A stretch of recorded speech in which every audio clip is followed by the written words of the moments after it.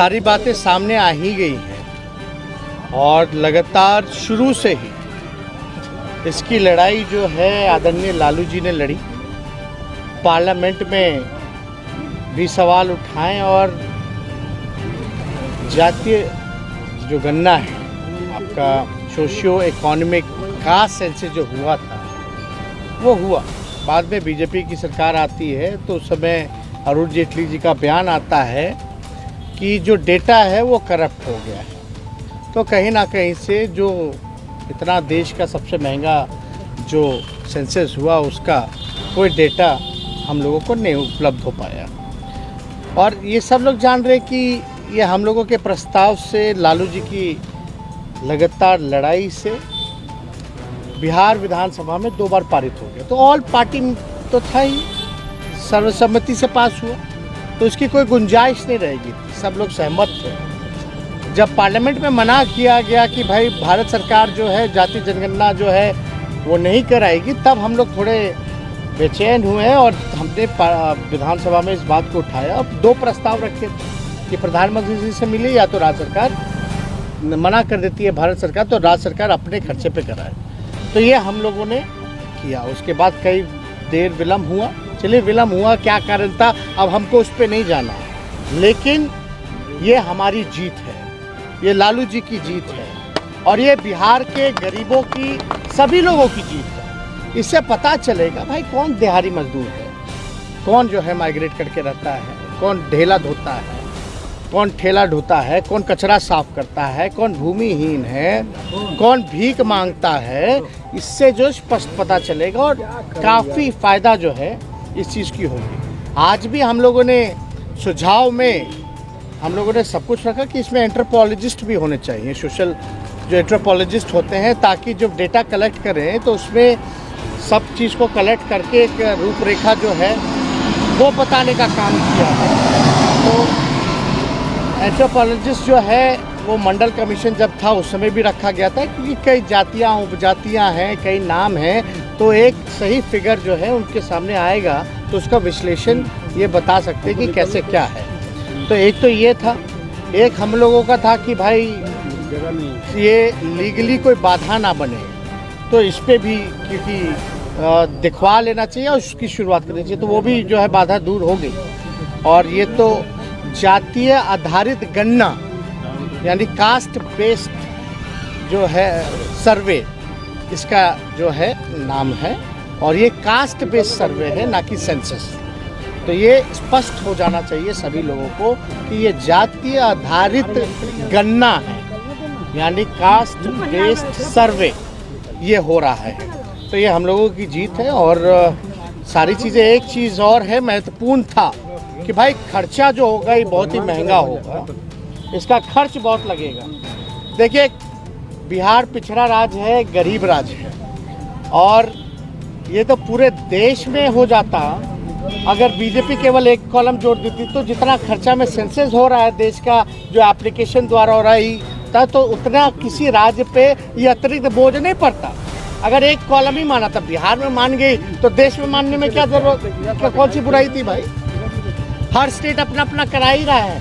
तो ऐसे जो कमज़ोर आर्थिक रूप से जो हमारी जो कमज़ोर स्टेट है, जो गरीब राज्य है, जो पिछड़ा राज्य है, तो हमने ये कहा कि भाई 40 में से 39 तो एनडीए के एमपी हैं।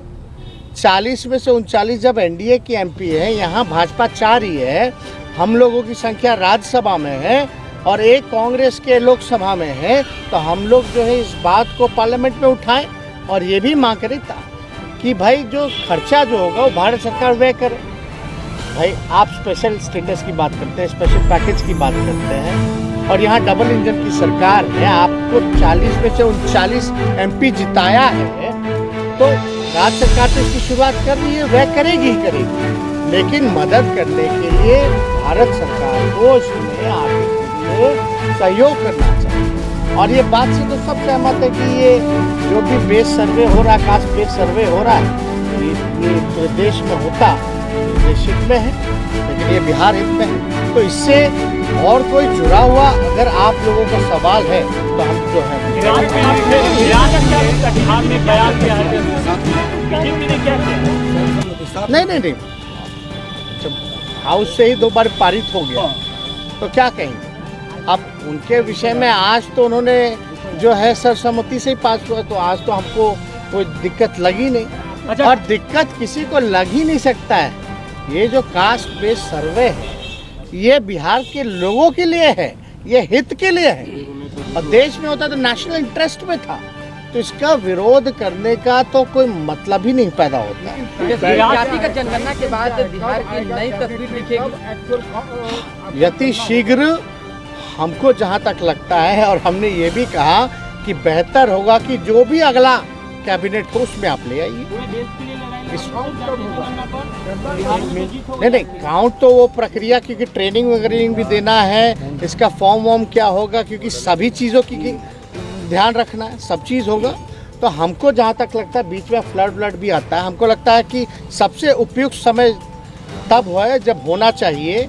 और हमको लगता है इस बात को भी हमने इस बात को रखा कि जब सब लोग सहमत हैं तो अगले कैबिनेट में लाइए, और अगले कैबिनेट में लाते हैं तो नवंबर के महीने में इसकी गिनती कराइए, क्योंकि नवंबर के महीने में छठ होता है, दशहरा होता है, तो उस समय सभी जो बाहर जो बिहार के लोग रहते हैं वो लोग भी आ जाएंगे, और तब तक जो है इसकी तैयारी कर ली जाए कि कैसे हम ट्रेनिंग लोगों को देंगे, कैसे क्या योजना होगी, क्या प्रस्ताव होगा, ताकि पैसे की भी व्यवस्था करनी है, तो ये सारा व्यवस्था उसमें हो जाएगी। जातिगत जनगणना के बाद नए बिहार, डेवलप बिहार का एक बिहार तस्वीर में तो दिखेगा। आपकी जीत हो गई क्या देश स्तर पर, क्योंकि बहुत सारे मंडल कमीशन के कई सिफारिशें अभी भी पेंडिंग है। देखिए, इसमें तो केवल आरक्षण ही की बात नहीं है, इसमें तो जो आर्थिक रूप से जो कमजोर, जो अंतिम पायदान पे जो व्यक्ति है उसको भी मुख्य धारा में आने का मौका मिलेगा। तो वो दिहाड़ी मजदूर कौन है हमको पता ही कौन जात के, भीख मांगने वाला कौन जात का है, नाला साफ करने वाला कौन जात का है, ठेला चलाने वाला, रिक्शा चलाने वाला कौन जात का है, तो हमको तो जानकारी होगी ना कि फलना जात के लिए। तो इसीलिए वो जानकारी जब तक नहीं होगी तो हम उसके लिए विशेष योजना बना ही नहीं पाएंगे।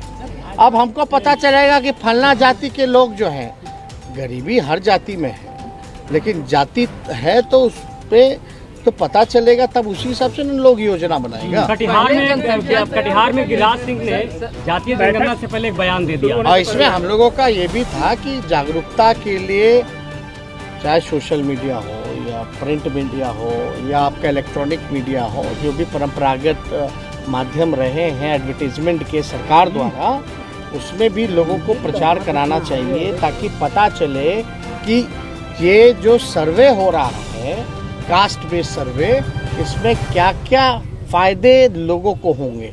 तो इसका भी हम लोगों ने प्रस्ताव